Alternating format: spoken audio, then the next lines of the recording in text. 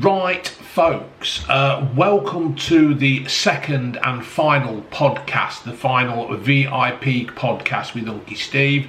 If you haven't seen the first one yet, if you're new to this, me and Steve were going to record some podcasts, and unfortunately COVID came along, the lockdown restrictions. I did get to see Steve in October 2020. We recorded these, but we decided that the quality of the sound and the video wasn't that good. But you may or may not know, Unky Steve died of a massive heart attack, and I thought I'd lost these videos, these podcasts, but I found them on another camera I've got. The memory card was tucked away, and there it is. So I've put all the clips together. I've not edited it. It's raw. It's just as it is. No point in messing around with it. And yeah, so this is the final podcast with Unky Steve. We do a little review at the end. Let's keep things a little bit chirpy, eh? Not all doom and gloom in the world. So yeah, there it is. The final VIP podcast with Unky Steve.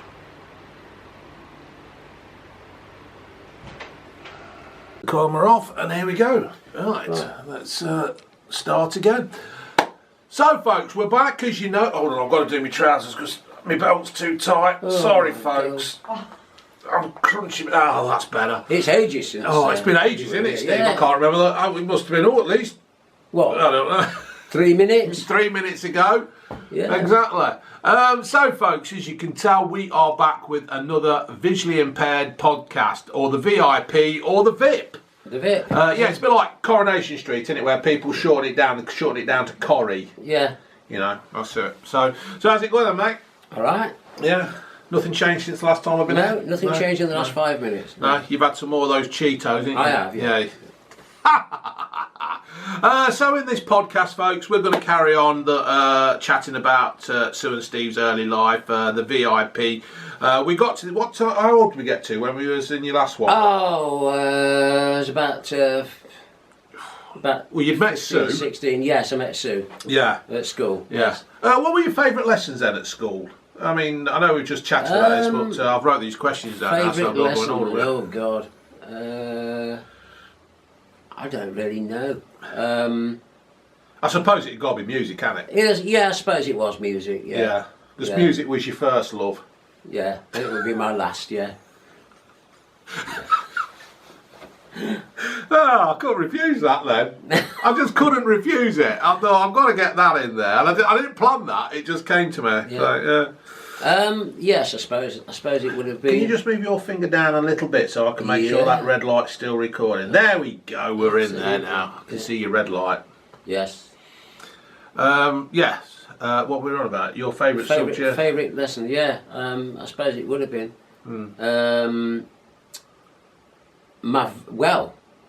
Well, there you go. We're going to learn something now. Yeah, you are. It was definitely music because we used to have individual music lessons, piano, etc. Really? Yeah. But we also used to have group music lessons, yeah. Right?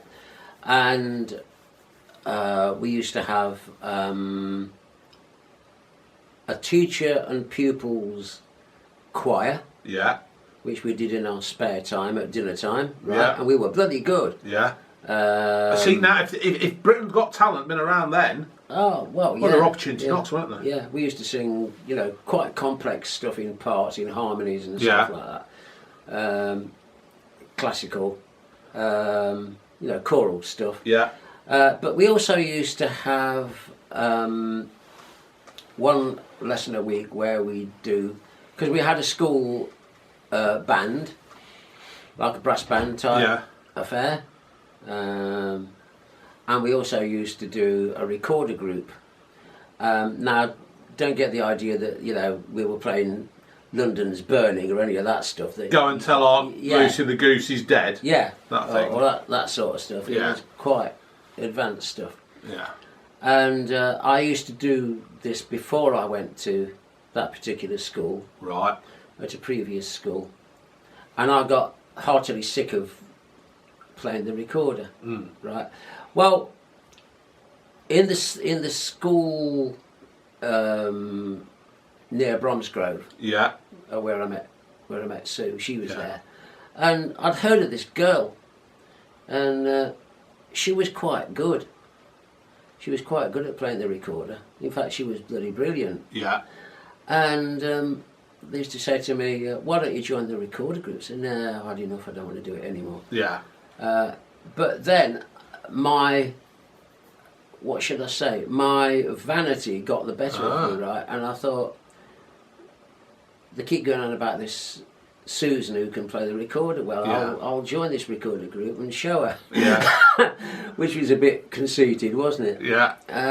So I joined the recorder group as a lesson. Was it going to be like a play-off? You know how you get a dance-off? No. Where kids compete against dancing? No, not at all. All right. No, not at all. We just used to learn 4-part harmony pieces, you know. And I thought she is good. She's a bit good, this. And the rest, they say, is history. You know, we became friendly. I've got visions now of Sue walking around the corner, walking towards us, playing the recorder. Yeah, that would be good. That would be brilliant. She's obviously not listening, but that would have been good if she just walked around the corner now playing. Playing, it would, wouldn't it? So I was about what would I have been? About 17 by this time. She was 2 years younger than me, so she'd have been about 15. Yeah. And then, as they say, things progressed, and here we are today. That's it. You've been together some years, haven't you? Yeah. Well, I'm 50 and I've known you. We've been married for 44 years. Yeah. Right. Bloody hell. But we've known each other. You could actually say known each other. Knowing her as a person since 1966. Clickety click. When we were in the same class at school. Yeah. Cool. Right. Not the recorder group, but no. But fair play to you then, mate. So yeah. So there you go. Is she not fed up with you yet? I don't think so. No. Not as late as this morning, I don't think. Glutton for punishment. Yeah. So, you never know what might have happened between 8 o'clock this morning and now, though. Yeah.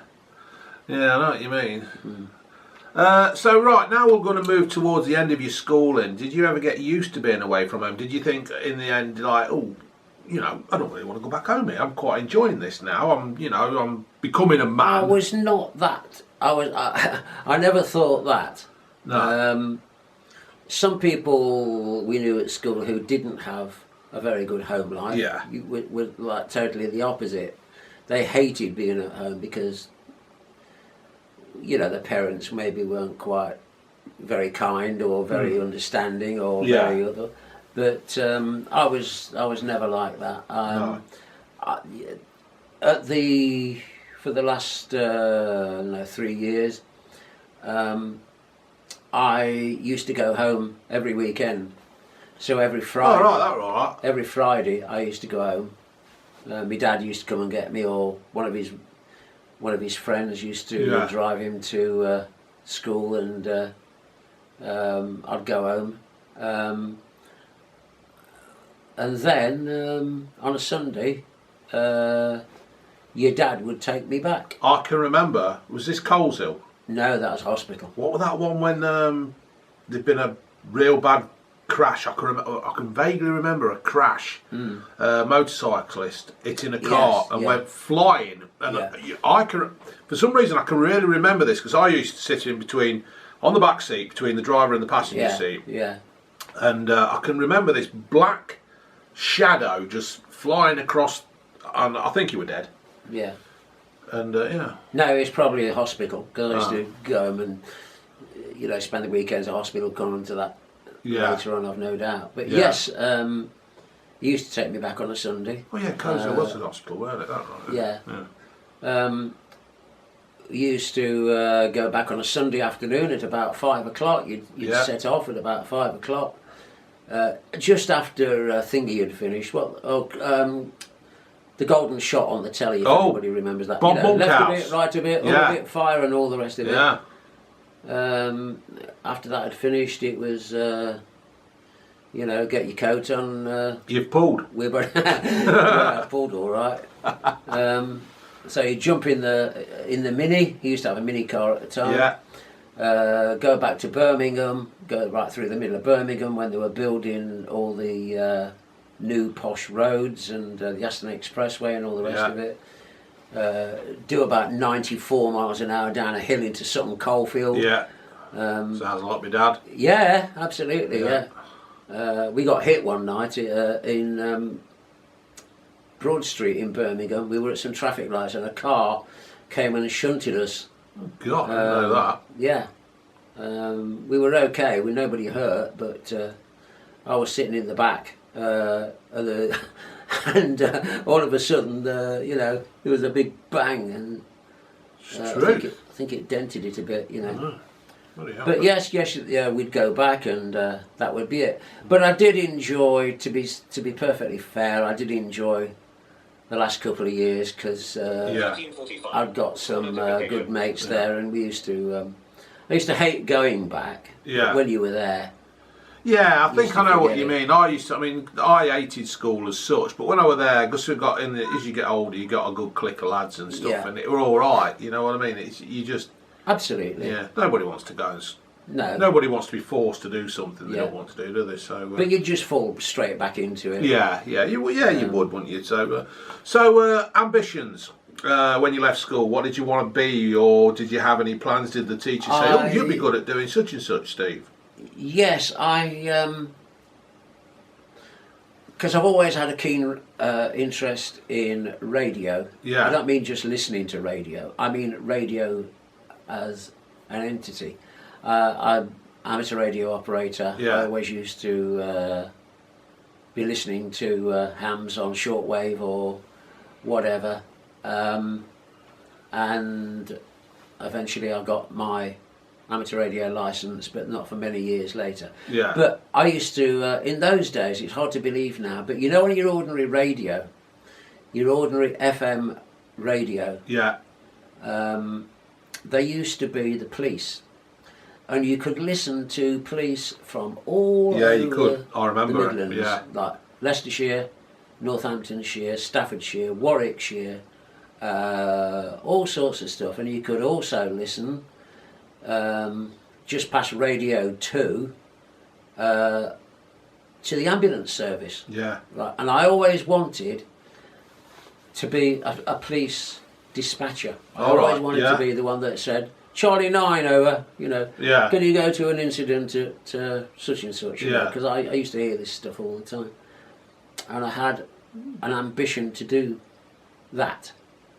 I think some blind people did, but they were very, very few and far between because there was a lot of paperwork involved and technology wasn't there. I mean, I suppose not wanting to sound like a complete prick, nowadays it's completely differently set up, isn't it? Because we're going to touch on technology in a bit, ain't we, mate? Yeah, it would be a completely different setup. Yeah, with all due respect, I don't think you could have somebody who was blind trying to send somebody out to a 999 ambulance, car crash, whatever. Yeah, in those days, yes. Yeah, because it, you know, can you imagine the, you know, it would have been a...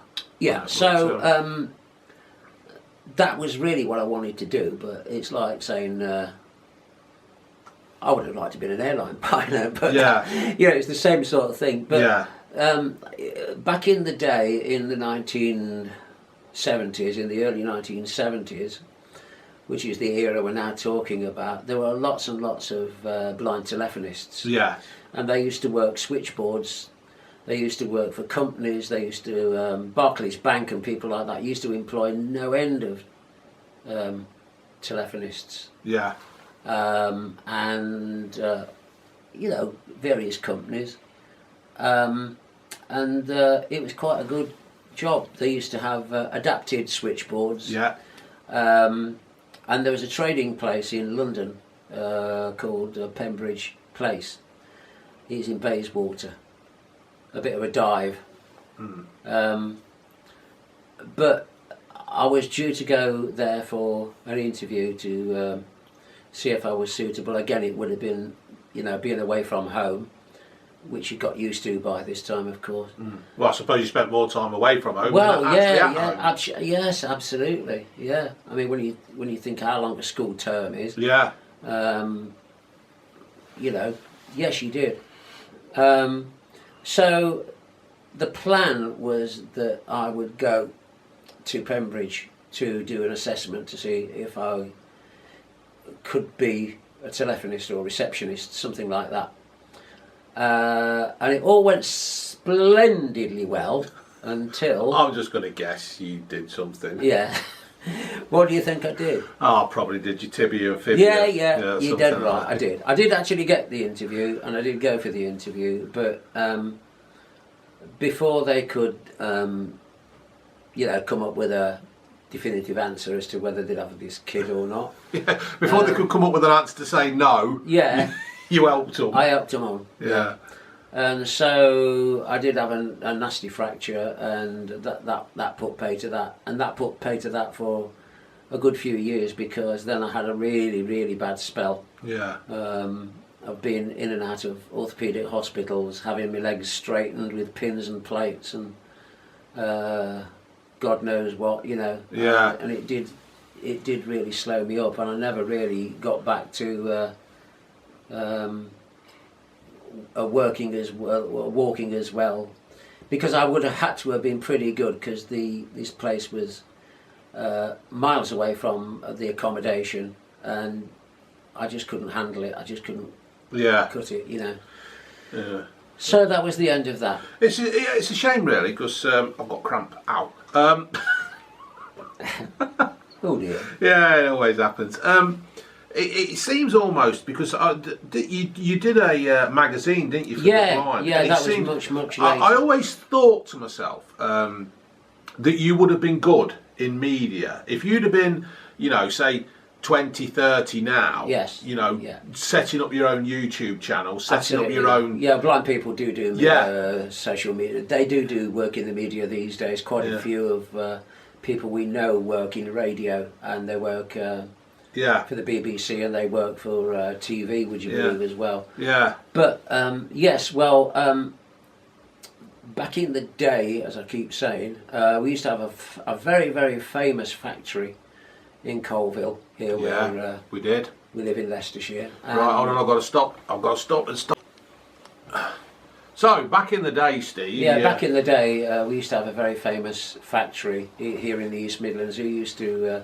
be in this town where we are, and they used to make all the famous toys of the day. They used to make Action Man, they used to make Star Wars and God knows what stuff from Bonanza, all sorts of stuff, and it was a big a big employer, should I say. Yeah. And loads of relatives used to work there, and I was just kicking around looking for something to do, really, because the employment prospects for blind people in those days, as they are now, are very, very dodgy, very sparse, really. There's a vast majority of VI people that don't work because people won't give you the opportunity.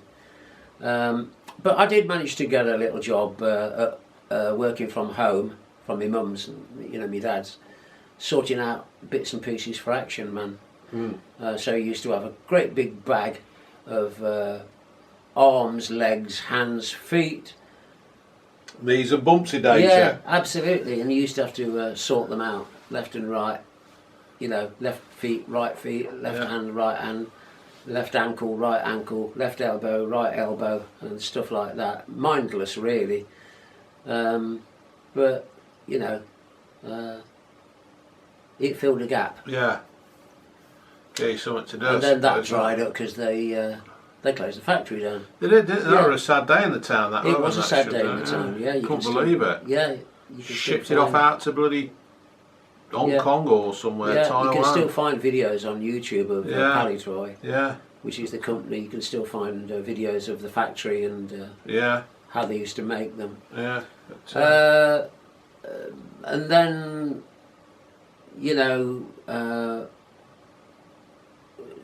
time passed by, as they say, all the best novels, and then it was another episode of hospital. Yeah. In and out. It'd be good if you could calculate how many hours you have actually spent in a hospital. Oh God! Wouldn't it? Well, it probably wouldn't. Especially around Christmas time. Yeah. But again, it wasn't all grim. No. You can have some really good fun. Yeah, you can. In an orthopaedic setting, because you're not really ill. Yeah. As such, and I had some really great laughs there, and I made some really good friends there. Yeah, it is when you're all in the same boat or all in the same ward. Yeah. And it's how are you, mate? Where are you from? What you done? That's right. They were all Brummies basically, because it was in Birmingham, in Coleshill in Warwickshire, near Birmingham anyway. And there's a specialist hospital, so most of the people were from Birmingham area or Warwickshire area. Yeah. But I did have some really good fun there. Yeah, I must admit, when I broke my leg, I broke my leg twice, and I met some really good lads in there. We had a right laugh, chatting at night, and the nurse coming around saying, "Will you shut up?" Yes.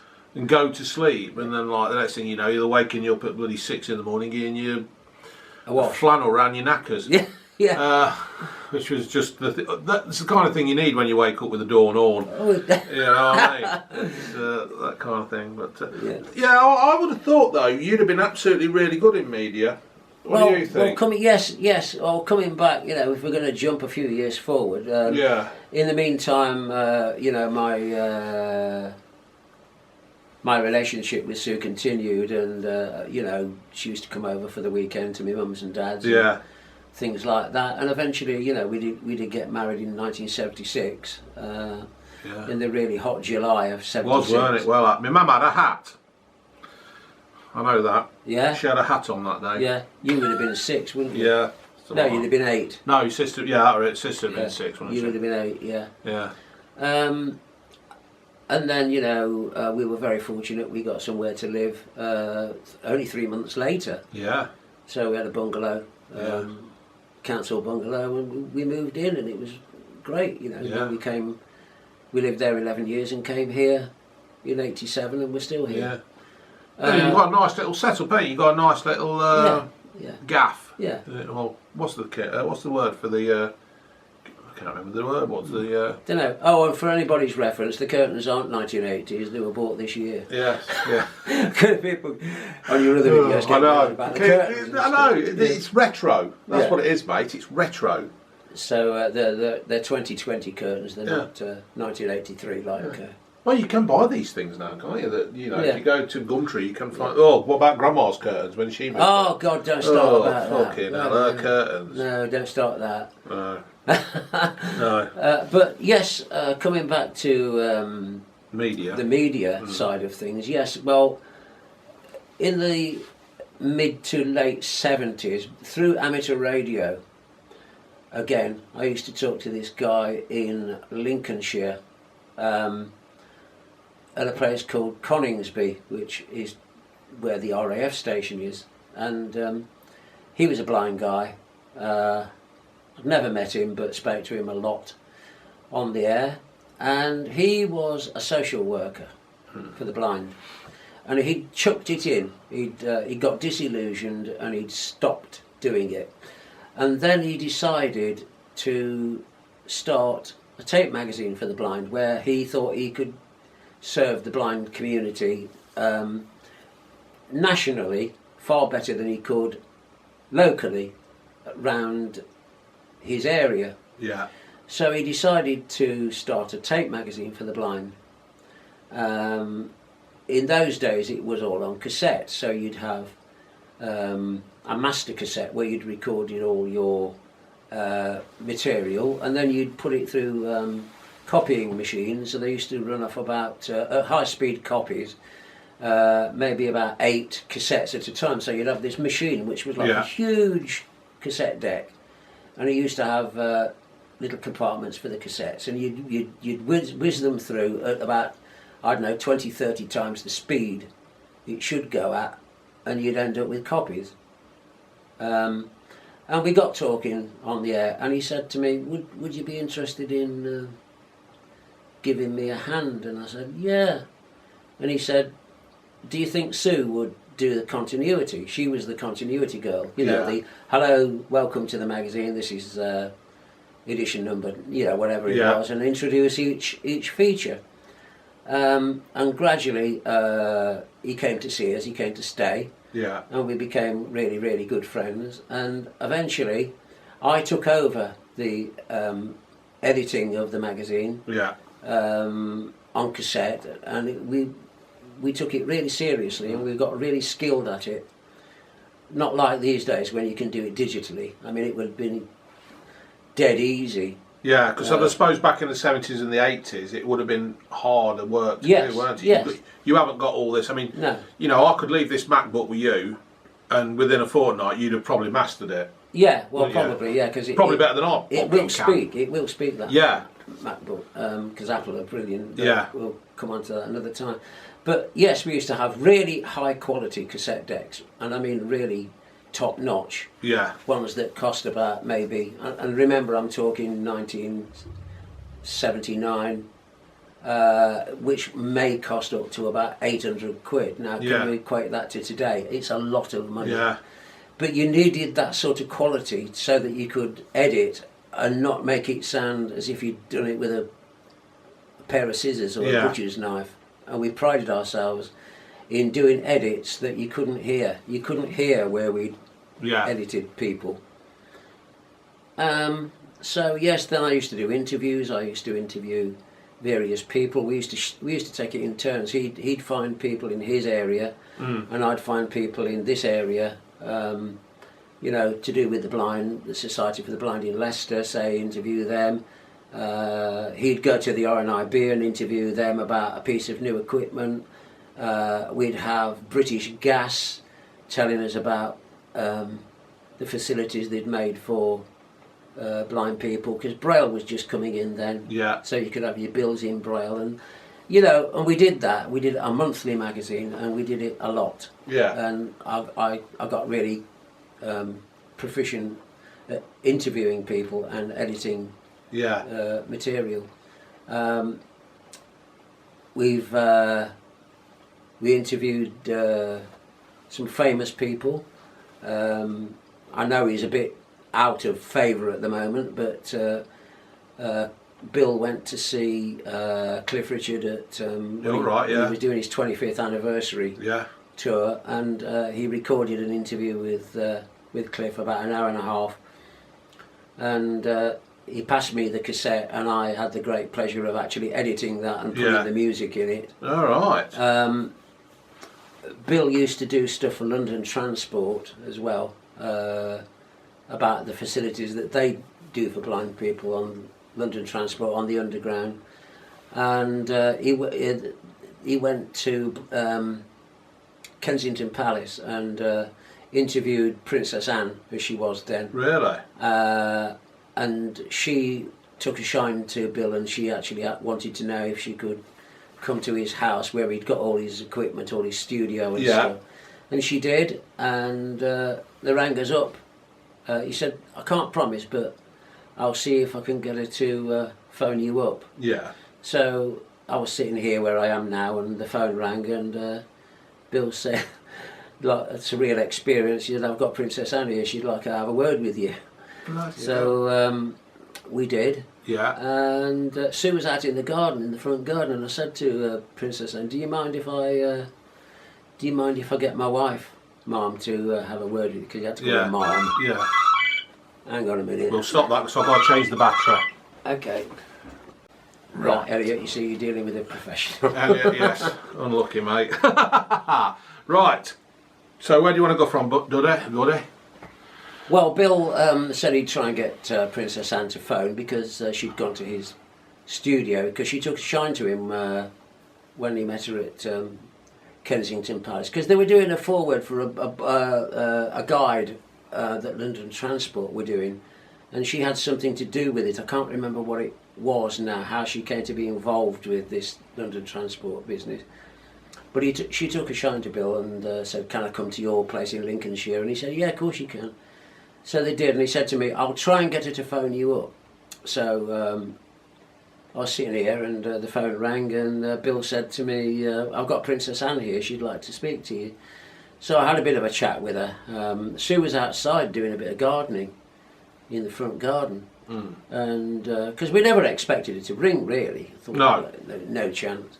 So I said, would you mind waiting a minute, Mum, while I call my wife, because I'm sure she'd like to speak to you. And she said, yeah, no problem. So one of the most surreal conversations I've ever had was opening the front door, saying, Sue, can you come in? Princess Anne's on the phone. She wanted to speak to you. And it was, it was very, very nice of her to do it. Yeah, it is. Princess Anne opened the factory where I work now. Yeah. We've got a big plaque on the wall saying this was opened by Royal Highness Princess Anne. Yeah. All that. It's good. I do like Anne. I think she's one of the better royals, to be fair. I think a lot of them are just dead wood. Yeah. I'm not particularly too bothered about them at the moment. No. Especially a ginger one. There is another royal connection which I'll come on to on another podcast. But Okay, yeah. we hit the jackpot one day. Yes. There is a picture as well, isn't there? There is a picture. Somewhere. Yeah, so that's good. Right, so we've chatted about when you left school and all that kind of thing now, and how you would have been good. Well, I thought you would have been good in media. Yeah. Right, this is just going on to another subject now, kind of thing. How do you think, or how do you know that blind folk cope with everyday life?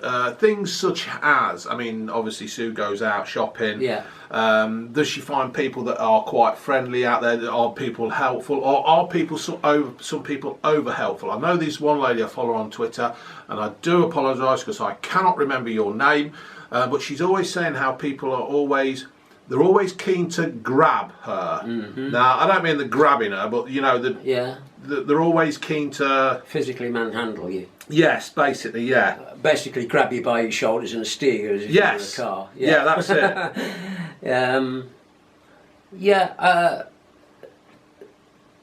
Yes. You get varying opinions. So I can't really speak for other people. Yeah. But I don't go out, because of the walking difficulties and using the wheelchair. So if I'm out and about, I'm with somebody. Sue's the one that goes out with. I suppose she comes up against more obstacles and stuff. Yes. But basically, on the whole, people are very good. Yeah. From what I've gleaned, people are very helpful. Not everybody. You do get some ignorant gits, Yeah. But basically, on the whole, people are very good. If they do something, it's because it's thoughtless, not malicious. Yeah. Like parking car, right across the pavement and stuff like that. Yeah, because I would have thought, what are the chances of coming across a blind person with a dog and you parking your Focus in the way? Not that I'm saying any Focus driver parks in the car in the way. They might have a 1978 Cortina. I don't know. Rolls Royce. They might even have a Rolls Royce. There's probably more chance of a Rolls Royce parking there than somebody with a Cortina or a Focus. But basically people are good. Yeah. They're just maybe thoughtless sometimes. It's not meant in any malicious way, I don't think. But they just don't think. So all you lot out there, don't you dare park your car right across the pavement. Otherwise. Yeah. I mean, I even when I come to see you, and I've got to think to myself, right, is Sue out? Is she out walking the dog? Because I park the van on the drive. Yeah. I'm thinking if she walks up the drive, she's going to walk into the back end of a transit. Yeah. And I've got to think, and I've got to try and think. I know if she. So when I come to the door, well, unless Sue's not open, I'll say, is Sue here? And if you say no, right, I'll go and stick the van on the path, so she can't walk by the path. Yeah. Just walk up her own drive. Yeah. So that's it. Now, somebody's got a question here for you, mate. How do you give a blind person directions? Obviously, you don't point them. But have you ever asked for directions? And you don't bend down and tell the dog either. That's another thing. You don't say. Yeah. And don't talk really slowly. Or loudly. I'm blind, not fucking deaf. Yeah.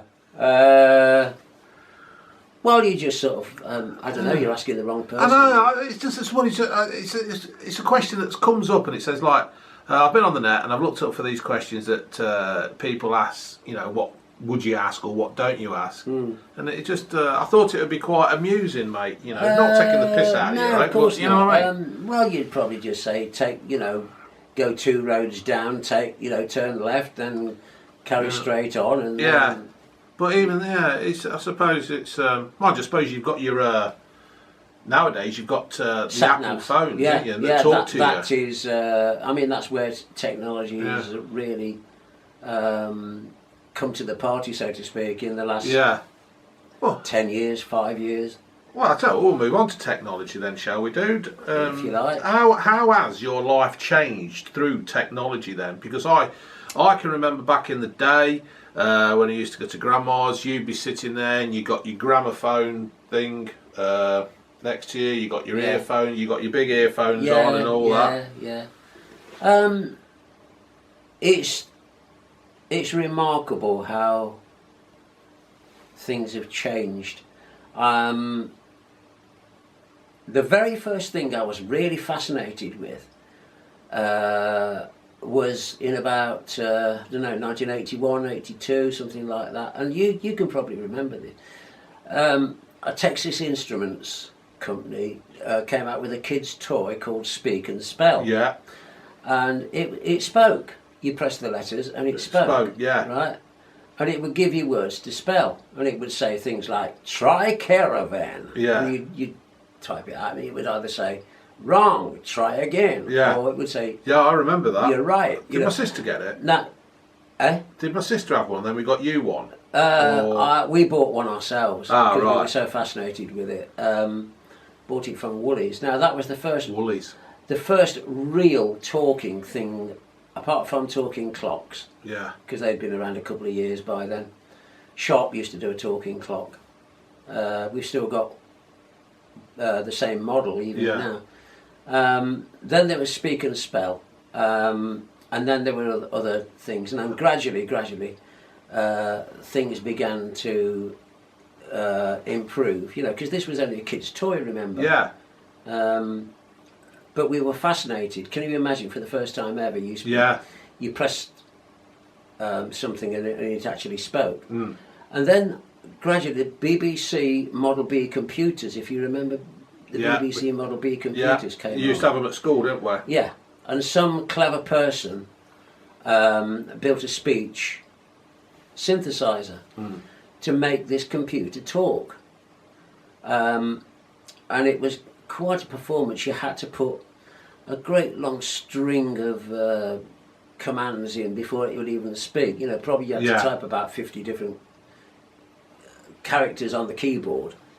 157 semicolon dash, went on like this forever. And at the end of it, you pressed enter, and with a bit of luck, it would say, "Ready, master." It would speak. Yeah. And then you could load in programs like early word processing packages and early screen readers. A screen reader is a piece of software which enables the computer to say what's on the screen. So that's what it's literally reading the screen. So it's called a screen reader. And then it evolved even further and further. And then they got better and better, and specialist companies began to sell specialist software. And gradually, up through the 90s, things got more and more advanced, and they're still advancing now. And then Apple came along, and Apple have revolutionised. Game changer, isn't it? Yeah, absolutely. Steve Jobs was a genius. Yeah. He saw the potential for people to, for blind people to use speech. Yes.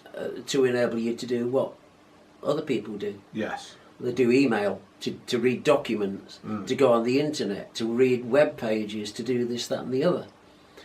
And he was an absolute genius, and he came up with this speech system, which is still used today. It's improved. Then the iPhone was launched, right? Yeah. First of all, I think the Apple Mac did all this talking stuff.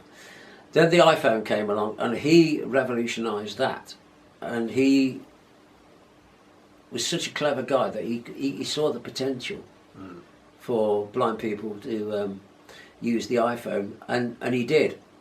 And he made this software called VoiceOver, which is basically a screen reader. It will read what's on the iPhone screen in speech. I'm sure you're all familiar with Siri and things like that. Well, Siri is not exactly designed for the blind. It's designed as a help for anybody, but Siri absolutely came into its own again. So you'd got two systems that you could really use. You could use VoiceOver, which was specialist software, and Siri, which was everyday software. But all iPhones now, from about the iPhone 4 point something, will actually speak if you know how to make it do it. So anybody's iPhone will speak, especially the modern ones. You know, dead simple. If you press your power button 3 times quickly, like press, press, press, it'll suddenly say VoiceOver on. And then you're into the world of speech. Yeah. Did you get that message I sent you the other night? Yeah. Did it work? Which one? The Alabama thing. I sent you one on WhatsApp. Yes. Yes, it disgusting. did. It did work. Yeah. So if I get my phone. Do you want me to hold that while you? I'll hold that then. I'll get my iPhone, right? And I'll I'm just going to unlock it. It's an iPhone 7. Right, just told me the time, because that's what it does when you first pick it up. It tells me I've got 4 notifications. They're probably emails, but I won't read those, not on here. I shall unlock it. Hi Siri. Hello. Oh, that's Siri up and running. 1418. 1418. I can ask Siri what the weather forecast is. Hey Siri, what's the weather forecast? It's currently raining and 55 degrees. Expect mostly cloudy skies starting in the afternoon. Temperatures are heading down from 55 degrees to 46 tonight. Okay, so that's the weather. If I swipe to the right on my phone now, it will read to me the icons on the home page. Thursday the 1st of October. Weather gods. YouTube. Oh, I know. I'm going to admit I'm on the wrong thing. Hang on. See, it's that easy. I'm like this with it as well. Yeah, it's all right. I forgot I'd left it. Messages. Right. Okay, we've got messages. Calendar. Photos. Camera. That's a lot of good. I like the camera. Weather. Yeah, well, the thing is now, though, Steve, when you go out now, you have to scan these silly barcodes, don't you? So that you know that you're there. Yeah, you do. Yeah. So that is the icons being read as I swipe across. Okay, so that's a talking phone. If I say to Siri, I'll do it this way. Open YouTube. There you go. Cast button. Okay, now here's my front page on YouTube. If I go to subscriptions, right? I just double tap. I'm swiping to the right. Video. Search. Your account. Corporate Pilot Live. These are all my YouTube channels. The Flying Reporter. Blue Van Man. Oh, who's that? Right, so I'll go into you. Selected. Blue Van Man. Okay, I'll just touch the screen. Winchester Cathedral 12 minutes. There's Winchester Cathedral 12 minutes. 1.7K views 22 hours ago. Play video. It's telling me, right? So if I now activate that, because on VoiceOver to make it actually operate, you double tap. Because I think you just touch the screen once, don't you? Yeah. Well, that would be too confusing because it would activate as soon as you touch the screen. So to make sure it's going to perform the function you want it to, you double tap. So I'm going to double tap. Video play. And listen to what we've got. Right, folks. Cathedral. Sorry, June, I'm just walking across in front of you. There you are. There's your Winchester Cathedral thing. That's it. I've just stopped it. That's another view. Yeah. More revenue. More revenue, yeah. I'll close YouTube down. VoiceOver off. Oh, I've switched my voice off. Come on. Well, that's a laugh, isn't it? Yeah, but this is a good thing though, because it means you're not perfect. You still got to you have the same troubles as everybody else. Anyway. Yeah. Anyway. I'll switch that off. But basically, what I'm saying is that the iPhone is practically fully functional, fully usable with most apps. There's some of them that won't work. But basically, you know, they're very, very good. Yeah. We've got a computer as well. We're in the wrong room for the computer. No. But I've got a computer as well which will use speech. It's not the voiceover from Apple, it's a different system. But basically we can browse the internet, we can, you know, do most things that a sighted person can do with a PC or an iPhone. You can take pictures. There's software on my phone which will allow me to read a letter. Suppose a letter comes through the post. You want to know what it is. You don't want everybody knowing what your business is. You scan it. You just hold the phone above it, and it will detect the print. It will convert the print into speech, and it will read it. There you go. You see, folks. Yeah. So technology. So the good thing is then, Steve, when people leave a comment, we've just reviewed. I can't remember what we reviewed. Cheetos. Yeah. And if people leave stupid comments, you can read them, he can come and hunt you down. Route to 12 Norwich Close. There you go. Head southeast on Where's Lancaster that? Close. We I don't don't know where know that what the hell is. that's all about. I don't know why it's done. See, that. this is the thing, though, isn't it? I was on the maps the other day. I ended up in the bloody Orkney Islands. I don't know what. Yeah, and then we were looking for another place, Exton, and then it sent me to like 4 different places. So. There you go, all good stuff. That's how technology has helped, you know, and it's improving practically month on month. In fact, sometimes it's hard to keep up with the latest innovation and the latest development. Yeah, it is. There's navigation apps, like you say, will tell you which road to take. A bit like Google Maps, if you like, but specialised.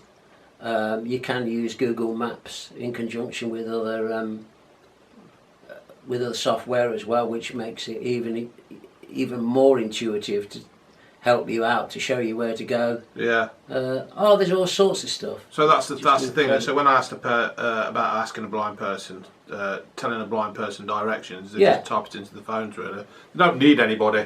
They don't need anybody. I wouldn't say that exactly, but yes, you would just say, you know, go take the next turning left, and then, you know, maybe it's like cross a road, and then it's the third turning on the right, and then, you know. Yeah, because I suppose although you've got a guide dog, the guide dog doesn't really know the address, does it? No. Yeah, good stuff. Yeah. I've got another question, mate. How do blind people pick what clothes to wear? That is difficult. That is a difficult one. If you can, if you've got any vision at all, or any, you know, ability to see colour, you know, it's not quite as bad. But I must admit, if you can't see at all and you've never seen, colour means nothing. Doesn't mean a thing. It's just like a different language. Yeah. You know, you can say blue, green, red. I know what the words are. Yeah. And you get to know from experience, you know, what goes with what a bit. And if you've got a good memory, you do know. But there are apps on the phone now which can tell you the colour of a garment, or you can get labels which you stick into clothes, which you can record with a device. Yeah. You saying what it is. You know, it might say green t-shirt or black trousers or whatever, but you say it yourself, and when you put this probe near the label, it says what it is. You know. So it's all good stuff then. It's all good stuff, yeah. But you do need advice from people you trust to match things up for you. I mean, Sue's sister is excellent. She's really good at helping both of us, you know. Or so you think. So you think, yeah. Hey. You'd like to think so. You'd like to think so. Yeah. All right. Right, we're going to wind this up a little bit, mate. Okay. Right, I'm going to ask you now, this is like most questions. What famous 3 people, dead or alive, would you have for dinner? I don't mean like Hannibal Lecter. Or... Yeah, like Hannibal Lecter, roast. Yeah. Oh, God. I know. What a question. It is a good question, isn't it? I got asked it yesterday. I was asked about footballers, who would you have? So... I would have... well, you don't need to have Princess Anne, do you? Because you've already been chatting to her. Yeah. I would have somebody you've probably never heard of. Again, a very, very famous blind guy called George Shearing, who was a jazz pianist. He was from a very humble background in London. He used to play pub piano when he was a teenager. He was extremely good. He went to America, made his fortune as a jazz pianist, won all sorts of accolades, and came back to Blighty for long periods, but basically lived in America. I'd have him for obvious reasons. I'd have Stevie Wonder as well, because he's another remarkable musician. And I don't know who the third one would be. Yeah, it's a good question, isn't it, really? It is a good question, yeah. I don't know. I really don't know. When I went on Jack Mate's podcast, he asked me the same question. And I says, I'd have Adolf Hitler, because I wanted to know. I'd say, what the fuck were you playing at? What was going through your mind, thinking you could do what you did? Yeah. To be fair, I wouldn't give him any dinner. No. You know what I mean? I'd invite him round for dinner, and it'd all be set out. And as he sat down there, where's my dinner? So you're not having any. You're not having any, mate. Yeah. Mush. Yeah. But because I think if you got a chance to have any 3 people for dinner, you've got to have somebody who's, you've got to pick at the brains. That's if he had any fucking brains. But, you know what I mean? I really can't think of anyone at the top of my head. Well, that's all right, mate. Who would make up the third one. Yeah. Yeah, I know what you mean. So when I was asked, you're asked on the spot, aren't you? And I think sometimes when you're asked on the spot, it's quite a good thing to have. Right, mate, what I'm going to do, I'm going to stop this video, we're going to start off again, and then we'll do these crisps, and then I will leave you people in your own good time to do what you do. Right, so stop that. Now then. And we're back, folks. Steve's just checking around with his phone. That's it, yes, it went a bit mental. I was just wanting to make sure it was alright. Right, so what I have got, folks, do you want to just hold? Yeah, sure. What we got? This again. That's the microphone thing. What I have bought, folks, I have got some M&S Food Vampire Fangs. Oh my God. Freshly extracted with extra cheese. There you go. There you go. There they are. So, Steve's got his bowl. I'll chuck some in his bowl. Yeah. I don't think you're going to like these, Steve. I don't think I am. Oh, I don't know. Mind you, I said that about the other things, didn't you? You did. Now, these cost me £1. They could cause a pain in the neck, and they're not for suckers.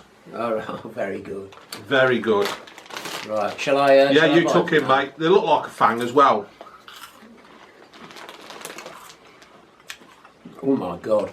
They're cheesy, aren't they? They are very cheesy. Ain't they cheesy? Cheesy. Yeah, they're...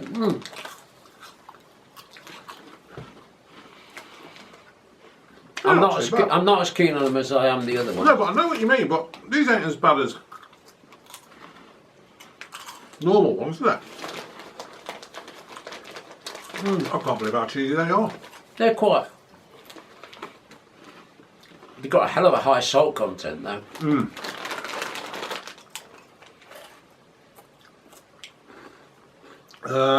Made with a healthier oil, sun kernel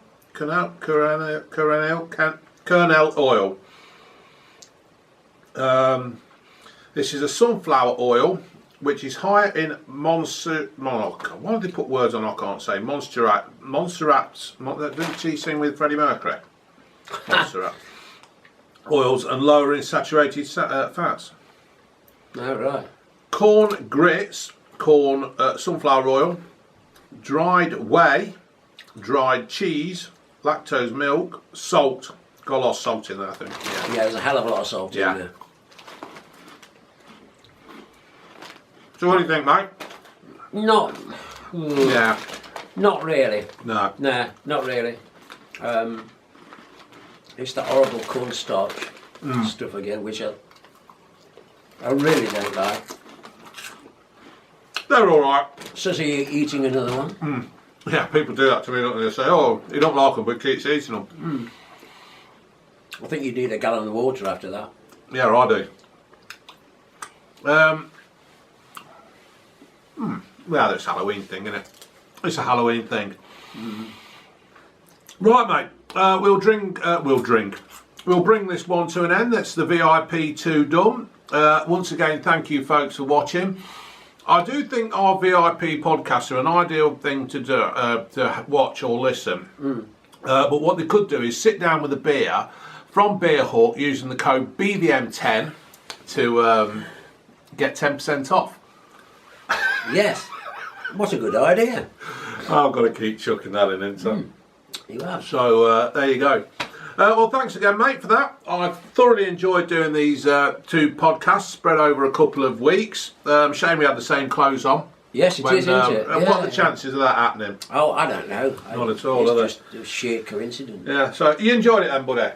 Yeah. You're talking about stuff that you might not have wanted to talk about. Oh, no, I don't care. No? No. I suppose it's good really though, isn't it? Because now this has been recorded and it's out there, you know, there's a little bit of your history that will go on forever. Is it going to be on Spotify, sir? I don't know whether it's on Spotify or what. I'll just completely leave that up to Elliot. Right. He knows what he's doing. I don't have a clue. But I suppose there'll be clips on YouTube and stuff, I don't know. No, it's on video, so it's there, mate. So. Right you are. Alright, mate, thank you for that. Okay, folks. Cheers, Laters. everybody.